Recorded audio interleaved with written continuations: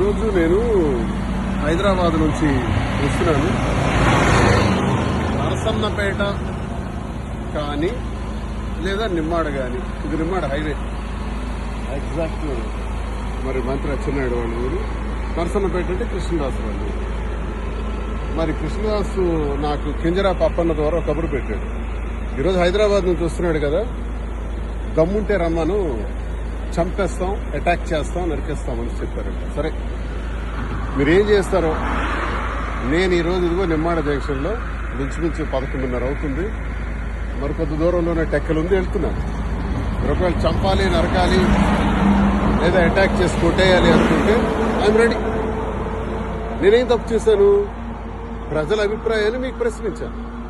వీళ్ళు ఉచ్చ రాజకీయాల్ని బయటపెట్టారు. మీరు దౌర్భాగ్యమైనటువంటి మీ అవినీతిని అంతటినీ బయటపెట్టారు. మీరు చేస్తున్నటువంటి కేడీ రాజకీయాల్ని బయటపెట్టారు. అంత మాత్రం చంపేస్తారా? ఓకే, చంపేస్తే దువ్వాడ శ్రీనివాస్ అదిరిపోతాడని, బెదిరిపోతాడని నాకు అప్పన్నతో ఫోన్ చేయించారు.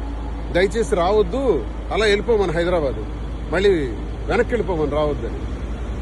అందుకే ఆపాను, ఇక్కడ కారు ఆపాను, ఇక్కడ నిలబడ్డాను. ఎంతసేపు అయినా ఉందామని అనుకుంటున్నాను. ఒక 1 or 2 hours వెయిట్ చేస్తాను ఇక్కడే. వాళ్ళకి కూడా రండి. మరి పోలీస్ వారి దృష్టిలో కూడా ఈ విషయం నేను పెట్టాలి. రేపు ఎస్పీ గారిని కూడా కలుస్తాను, అందరి దృష్టిలో పెడతాను, పత్రికాముఖం కూడా విషయం తెలియజేస్తాను. జరుగుతున్నటువంటి అన్యాయం మీద మాట్లాడితే అటాక్ చేసేస్తారంట.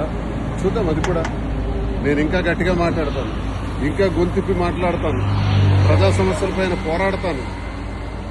మీకు వైసీపీలో నన్ను సస్పెండ్ చేశారు, మీకు కావాలంటే బహిష్కరించండి, ఎక్స్పెల్ చేసేయండి. ఎక్స్పెల్ చేయటం అంటే పార్టీ నుంచి బయటకు పంపించేయటం.